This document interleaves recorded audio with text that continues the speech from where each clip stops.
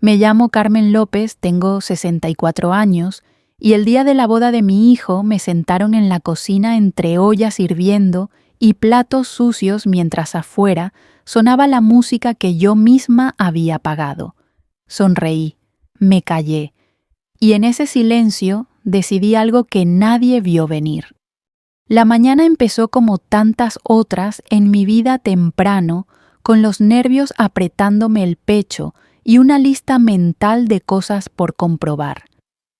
Me desperté en el pequeño hotel familiar de las afueras de Zaragoza donde se celebraría la boda.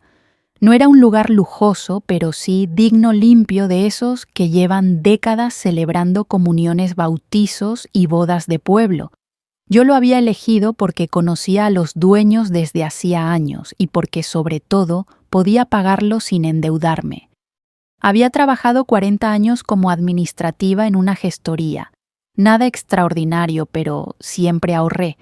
Desde que mi marido falleció 12 años atrás, cada euro tenía un destino claro, que a mi hijo no le faltara nunca un suelo firme bajo los pies. Aquella boda era para mí la culminación de ese esfuerzo silencioso. Llegué al salón principal cuando los camareros ya colocaban las mesas. Las flores blancas estaban exactamente donde yo había indicado.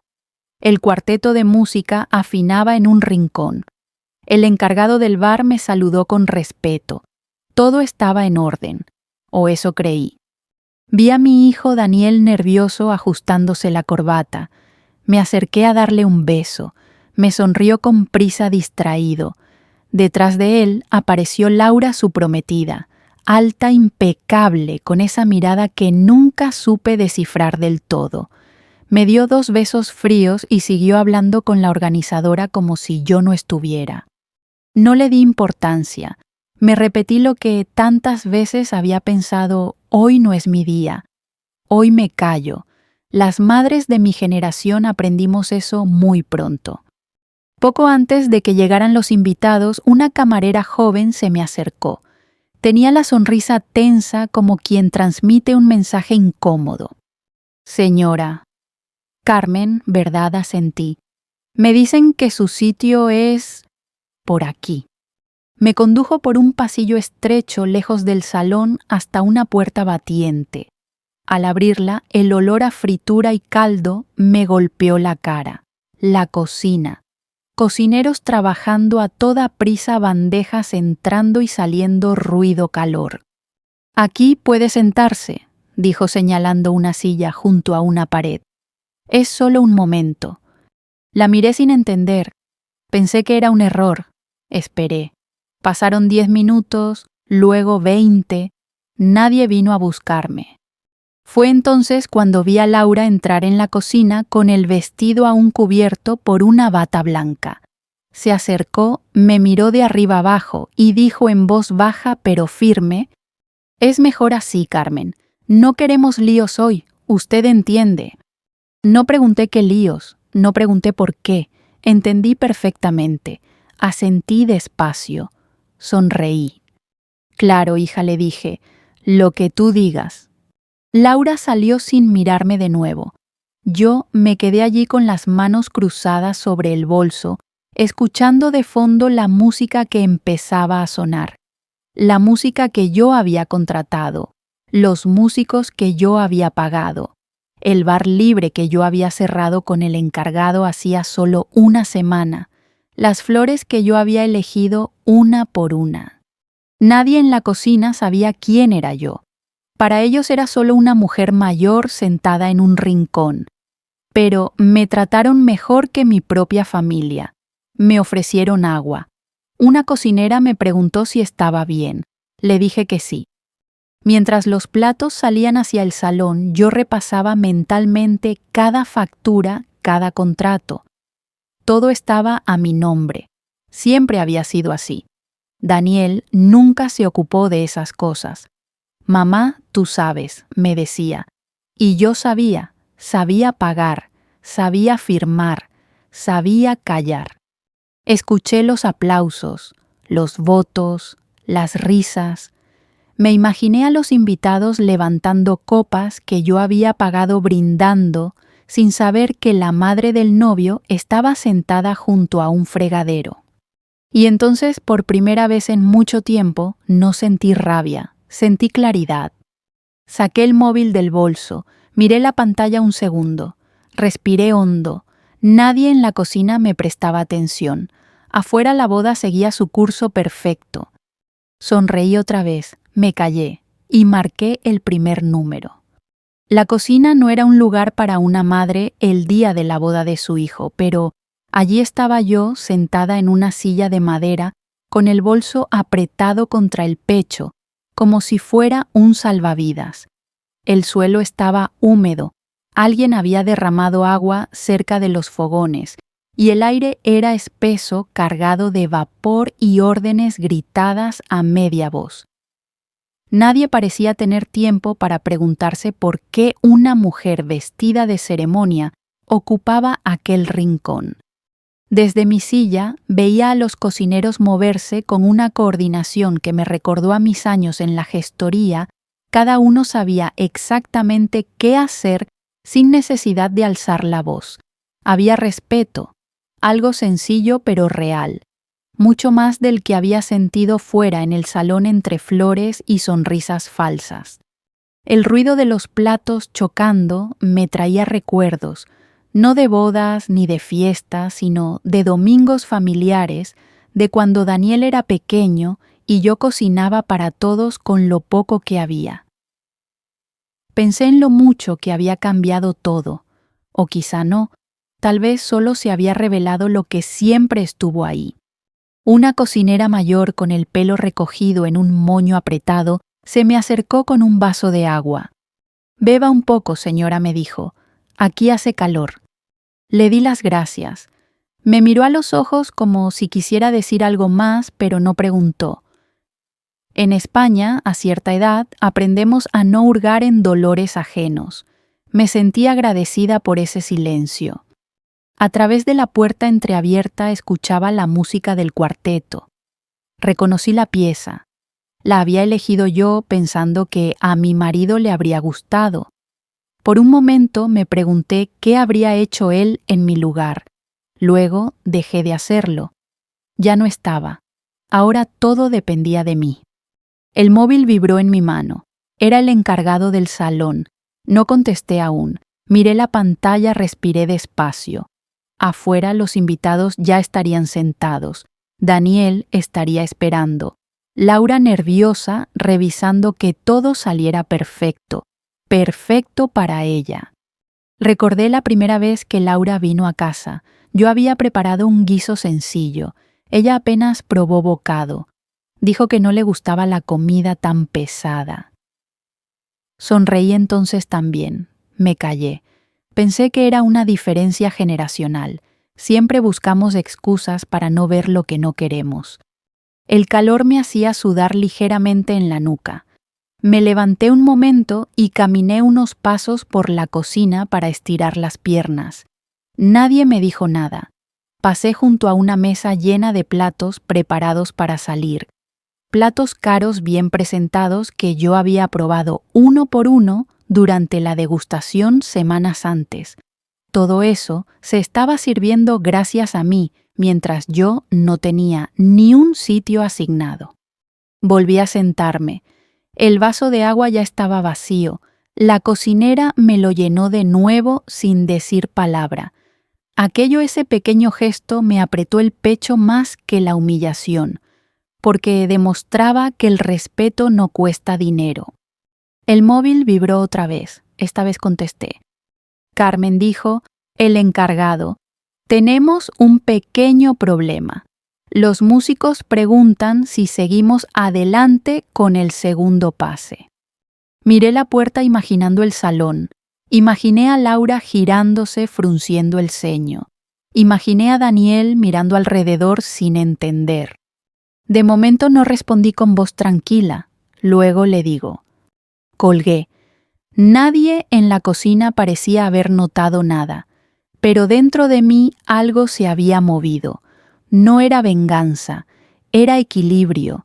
Durante años siempre había cedido pensando que así mantenía la paz. Ese día entendí que la paz no se mantiene a costa de la dignidad. Me senté más erguida, apoyé bien los pies en el suelo, levanté la cabeza. Aunque nadie me mirara, yo me vi a mí misma, una mujer de 64 años que había cumplido con todo, como madre, como esposa, como trabajadora. Nadie tenía derecho a esconderme. Los aplausos estallaron al otro lado de la puerta. Probablemente acababan de salir los novios. Me imaginé a Daniel sonriendo orgulloso. Me dolió. No voy a mentir, pero el dolor ya no me paralizaba. Pensé en lo que dirían los vecinos, en lo que se espera de una madre.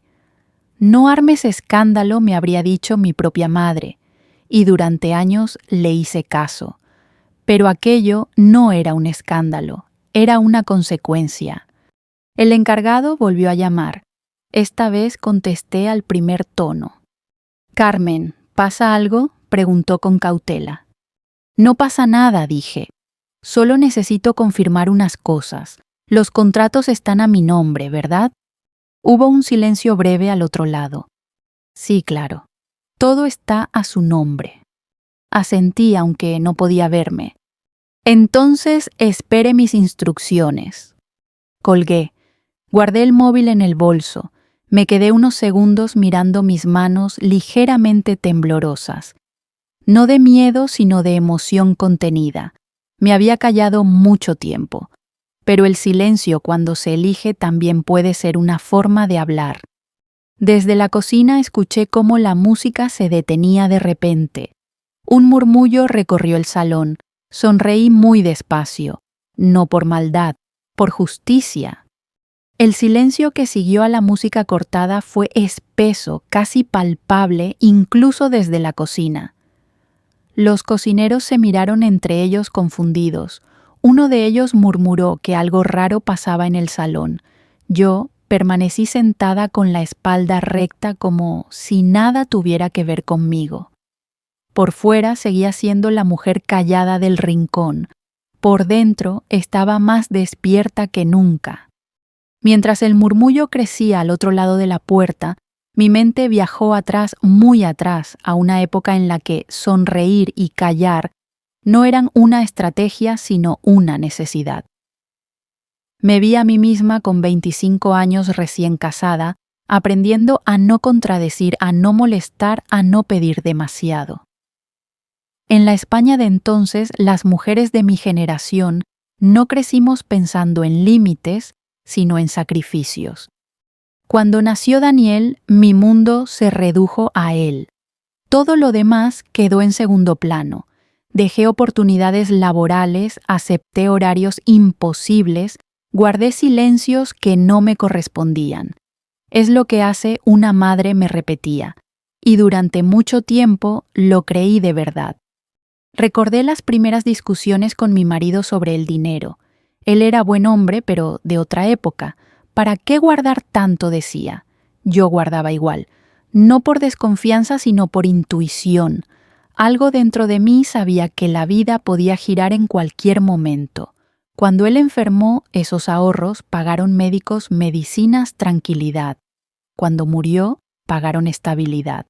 Y ahora estaban pagando una boda en la que yo no tenía sitio.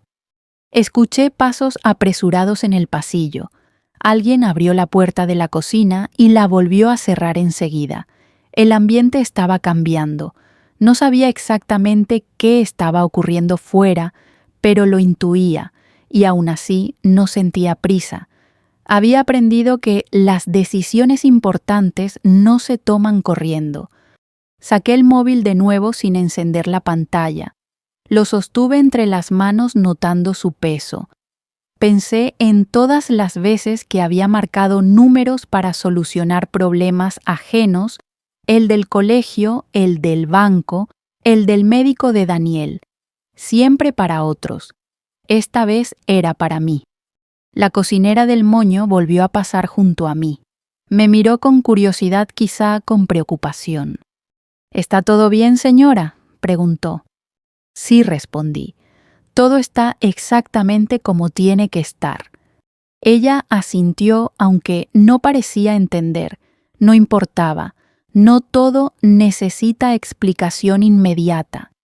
Mi mente volvió a Laura, a sus comentarios sutiles, a su forma de corregirme delante de otros, siempre con una sonrisa. No te lo tomes a mal, decía Daniel cuando yo intentaba explicarle cómo me hacía sentir. Y yo, para no crear tensión, volvía a sonreír. Me callaba, porque el silencio en mi educación era sinónimo de amor. Pero aquel día en aquella cocina comprendí algo esencial. El silencio también puede ser un límite. No es sumisión cuando se elige, es control. El encargado del salón apareció finalmente en la puerta. Tenía el ceño fruncido, nervioso.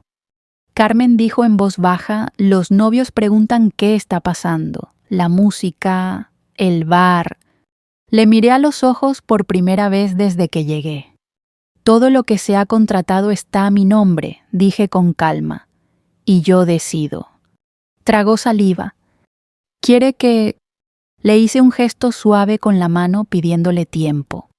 Espere. Cerró la puerta con cuidado. Yo me quedé sola de nuevo, rodeada de ruidos de cocina, pero envuelta en una quietud interior que no había sentido nunca. No estaba actuando desde la rabia. Eso era lo importante. Estaba actuando desde la conciencia.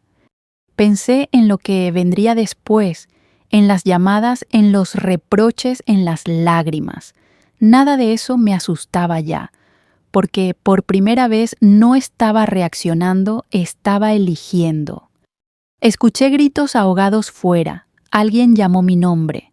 No respondí. No aún. A veces el mayor acto de respeto hacia uno mismo es no contestar inmediatamente. Miré mis manos otra vez, ya no temblaban. Sonreí como tantas veces en mi vida, pero esta vez mi sonrisa no escondía resignación, escondía decisión. Me callé, y en ese silencio supe que ya no habría vuelta atrás. No tardó mucho en llegar el primer efecto visible de mis decisiones. Desde la cocina empecé a notar un ir y venir nervioso de camareros. Las bandejas regresaban casi intactas. El encargado del bar discutía en voz baja con uno de los organizadores. La música no volvía a sonar. El murmullo del salón, en lugar de apagarse, crecía como una ola incómoda. Yo seguía sentada, no me escondía, simplemente esperaba. Saqué el móvil con calma y abrí la lista de contactos. No había improvisación en lo que estaba haciendo. Todo estaba pensado aunque nadie lo supiera. Marqué el número del cuarteto. Buenos días, Carmen, respondió el violinista. Nos dicen que esperemos, pero los invitados están inquietos. Lo sé, dije. Gracias por la paciencia. Quedan canceladas las siguientes actuaciones. Hubo un silencio breve. De acuerdo, respondió al final. Como usted diga. Colgué sin dramatismo. No hacía falta. La legalidad estaba de mi lado, pero más allá de eso estaba la serenidad. No estaba quitando nada que no fuera mío. El segundo número fue el del encargado del bar. Carmen dijo apenas descolgó. Es cierto que... Sí, interrumpí con suavidad. El servicio de bebidas termina ahora mismo. Por favor, asegúrese de que se haga con respeto. Los trabajadores no tienen culpa. Entendido. Agradecí internamente ese entendido. No todos saben aceptar una orden sin discutir cuando viene de una mujer mayor. Guardé el móvil un momento. Escuché cómo alguien fuera levantaba la voz. Reconocí la de Laura. No entendía exactamente qué decía, pero el tono era suficiente. Estaba perdiendo el control. Eso, curiosamente, me dio más calma. Me levanté y me acerqué a una de las mesas de acero inoxidable. Apoyé las manos y respiré hondo. No sentía orgullo ni satisfacción. Sentía equilibrio.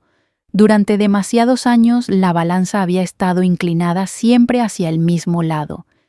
Pensé en Daniel, en cómo me miraría cuando descubriera que todo aquello no era un error técnico, sino una decisión.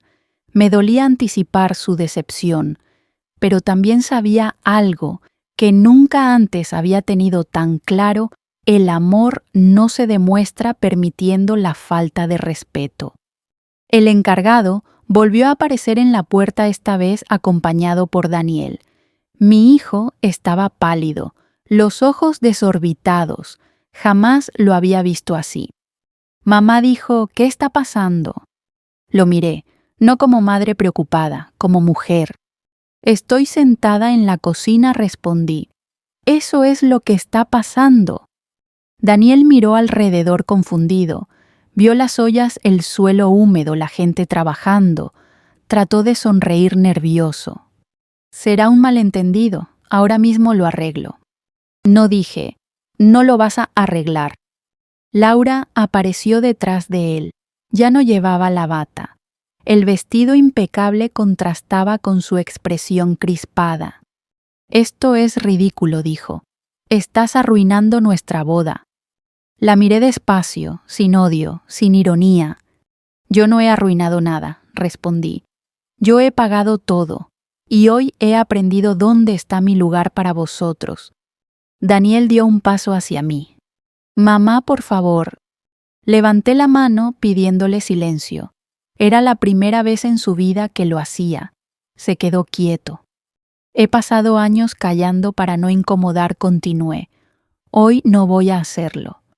Laura abrió la boca para replicar, pero el encargado carraspeó incómodo. Disculpen, dijo. Los invitados preguntan si va a continuar la celebración. Asentí lentamente.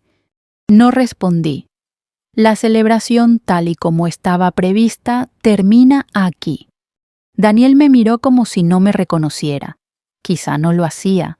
Yo misma estaba conociendo a alguien nuevo dentro de mí. Puedes quedarte, le dije a él. Es tu boda, pero yo me voy. Cogí el bolso. Me coloqué bien el abrigo. Nadie se movió. Pasé junto a Laura sin rozarla. Ella no dijo nada, por primera vez desde que la conocía. Caminé por el pasillo hacia la salida. Al abrir la puerta del salón, el murmullo se detuvo. Cientos de ojos se giraron hacia mí. Vi caras de sorpresa, de incomodidad, de curiosidad. Caminé despacio, con la cabeza alta. No necesitaba explicar nada. Al salir al aire frío de la tarde, respiré profundamente.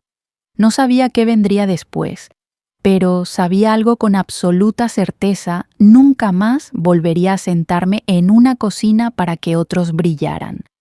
El aire frío me golpeó el rostro al salir del hotel, pero no me detuve. Caminé unos metros hasta el aparcamiento, apoyé una mano en el coche y respiré hondo. Dentro el corazón me latía con fuerza, pero no por miedo. Era una mezcla extraña de tristeza y alivio, como cuando uno cierra una puerta sabiendo que no volverá a abrirla igual. No había llegado a sentarme cuando el móvil empezó a sonar. No contesté. Sabía quién era. Sabía lo que vendría después: reproches, prisas, intentos de arreglarlo todo a última hora. Guardé el teléfono en el bolso y me senté al volante. Tardé unos segundos en arrancar. No porque dudara, sino porque necesitaba despedirme de una etapa entera de mi vida. Conduje despacio por la carretera comarcal. A través del retrovisor vi cómo algunos invitados salían del hotel, hablando entre ellos, mirando el móvil, sin entender del todo qué había pasado. La noticia correría rápido, como todo en los pueblos y ciudades medianas. Algo ha pasado con la madre del novio, dirían, y yo acepté esa versión incompleta. No necesitaba justificarme. Llegué a casa al atardecer. Mi casa.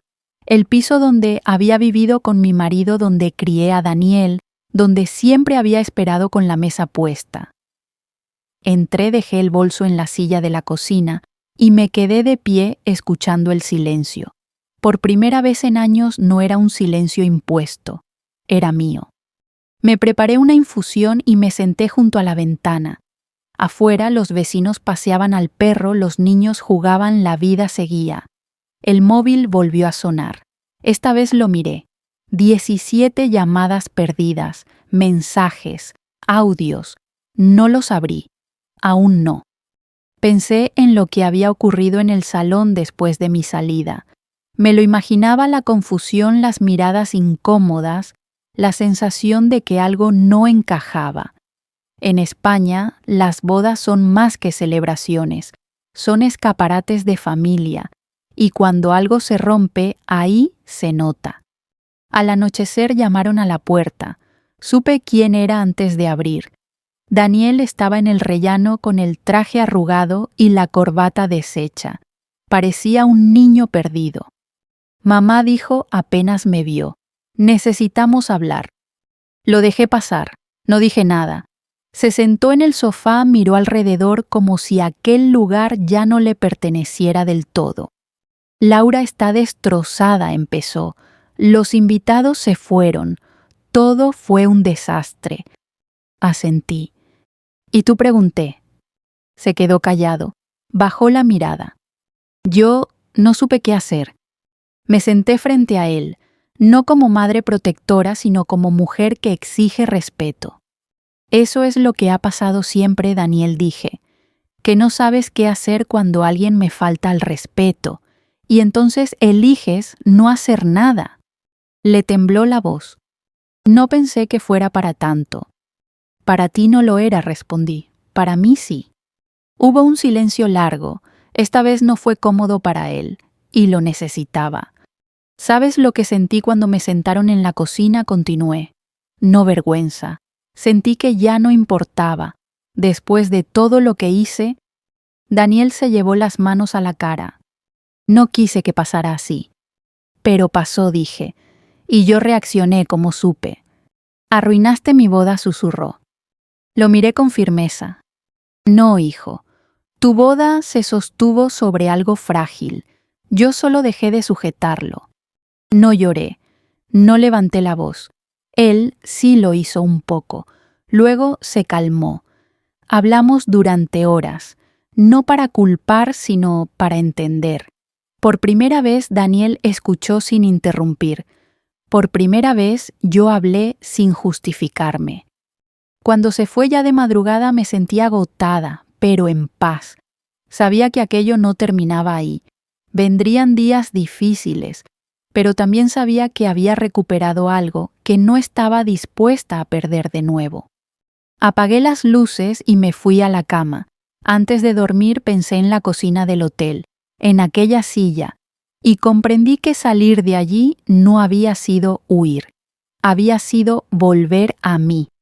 Los días que siguieron fueron extraños, como si el tiempo avanzara con un peso distinto. La ciudad hablaba, siempre habla. Yo lo notaba en las miradas del mercado, en los silencios prolongados de algunas vecinas, en los mensajes indirectos que me llegaban sin necesidad de palabras. No me molestaba. Había vivido lo suficiente para entender que la opinión ajena cambia más rápido que el viento. El móvil seguía sonando, aunque ya no con la urgencia del primer día. Daniel llamaba menos. Laura no llamó nunca. Eso también decía mucho. Yo no forcé nada. Me levantaba, hacía mis cosas, salía a caminar por el barrio, iba a misa los domingos como siempre. La vida seguía, pero algo había cambiado en mí.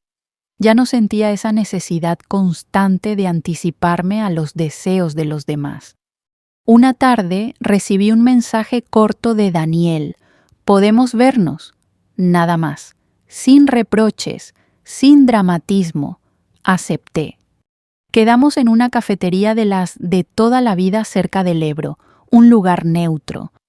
Cuando llegué él ya estaba allí. Vestía sencillo, sin rastro del traje ni del papel de novio. Me recordó al niño que venía a buscarme a la gestoría después del colegio.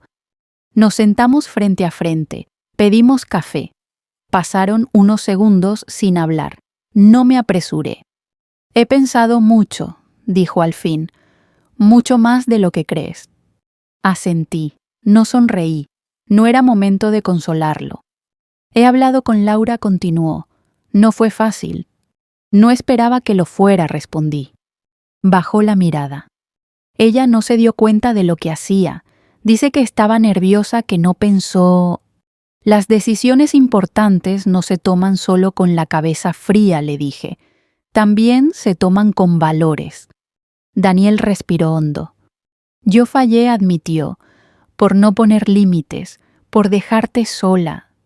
Aquellas palabras sencillas me tocaron más que cualquier disculpa elaborada, no porque borraran el dolor, sino porque lo reconocían. No necesito que elijas entre nadie, dije, solo necesito respeto y claridad.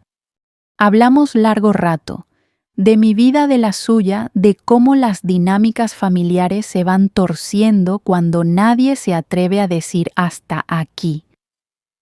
Le conté cosas que nunca le había dicho, miedos, renuncias, silencios antiguos. Él escuchó. De verdad.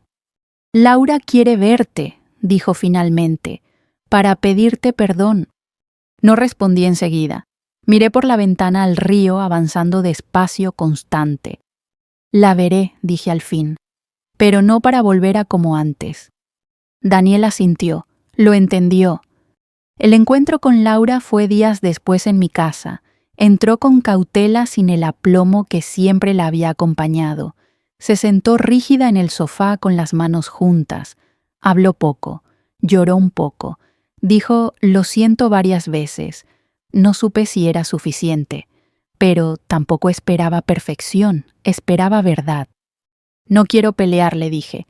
Quiero que entendamos algo, yo no soy una carga, ni un estorbo, soy parte de esta familia.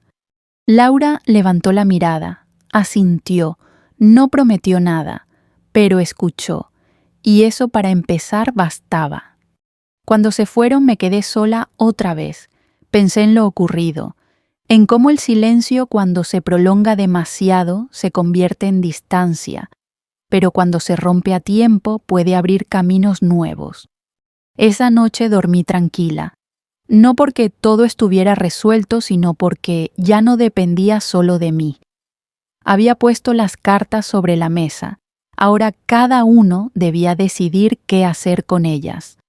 Entendí entonces que la verdadera revancha no había sido cancelar una boda, sino recuperar mi lugar sin gritar, enseñar con hechos que el respeto no se negocia, que el amor no justifica la humillación, y que incluso a los 64 años una mujer puede redefinir su papel.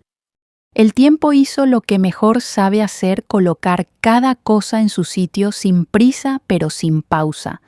Pasaron semanas, luego meses. La boda quedó atrás, convertida en una historia que otros contaban a su manera, pero que para mí ya no dolía igual. No porque hubiera olvidado, sino porque había comprendido. Daniel empezó a venir más a menudo. No siempre hablábamos de lo ocurrido. A veces simplemente compartíamos un café, una comida sencilla, silencios tranquilos. Me di cuenta de que ahora me miraba distinto, no como a una madre que siempre estaría ahí pase lo que pase, sino como a una mujer con límites. Y eso, lejos de alejarnos, nos acercó de otra forma. Laura tardó más. Al principio cada encuentro era tenso. Medía sus palabras, yo medía mis gestos. No fingíamos cercanía, pero tampoco hostilidad. Un día, sin grandes discursos, me pidió ayuda para preparar una comida familiar. Acepté, no porque olvidara, sino porque entendí que la reconciliación no siempre llega con lágrimas y promesas, sino con actos pequeños y sostenidos. Mientras cortábamos verduras en mi cocina, la observé. Estaba nerviosa. Yo también lo estuve alguna vez, pensé. La diferencia es que a mí nadie me enseñó a poner límites. A ella quizá le estaba tocando aprenderlo ahora. No supe manejarlo, dijo de repente. Pensé que así era más fácil. Lo fácil casi nunca es lo justo, respondí, pero se aprende. No hubo abrazos, no hizo falta. A veces el respeto se nota más en la calma que en el gesto. Con el paso de los meses, nuestra relación encontró un punto nuevo. No era perfecta, no tenía que serlo, era honesta. Yo ya no intervenía en todo, tampoco me ofrecía sin que me lo pidieran, y por primera vez nadie me sentó en ninguna cocina. Un domingo, después de comer, Daniel me miró y dijo algo que no esperaba.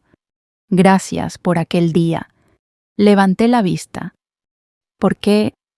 Porque nos enseñaste algo, respondió, a Laura y a mí sobre todo. Sonreí, de verdad, no como antes, no para esconder nada.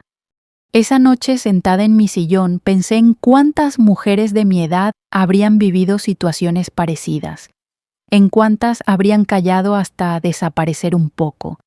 No las juzgué, yo misma lo hice durante años, pero comprendí algo que ahora tenía claro y que quería dejar dicho, aunque solo fuera con mi ejemplo. El silencio no siempre es debilidad, a veces es una pausa necesaria, pero cuando se usa para soportar la falta de respeto, acaba volviéndose contra una misma. Aprendí que poner límites no rompe familias, lo que las rompe es ignorarlos. Si algo me dejó aquella boda no fue vergüenza ni rencor. Fue una lección tardía pero valiosa. El amor verdadero no te esconde, no te aparta, no te sienta en la cocina mientras otros celebran. El amor empieza por el respeto y el respeto empieza por una misma. Hoy sigo siendo madre, sigo siendo suegra, pero ante todo sigo siendo Carmen, una mujer que aprendió a los 64 años que nunca es tarde para ocupar el lugar que te corresponde. Y si esta historia te ha hecho pensar en tu propia vida, en alguna situación en la que callaste demasiado o cediste más de lo justo, quizá merezca la pena detenerse un momento y preguntarse, ¿estoy respetándome como espero que otros me respeten? Si te has visto reflejada, si has sentido algo al escucharme, te invito a reflexionar, a compartir esta historia con quien la necesite y a seguir escuchando relatos que nos recuerdan que la dignidad no tiene edad. Porque el silencio puede ser una elección y la dignidad también.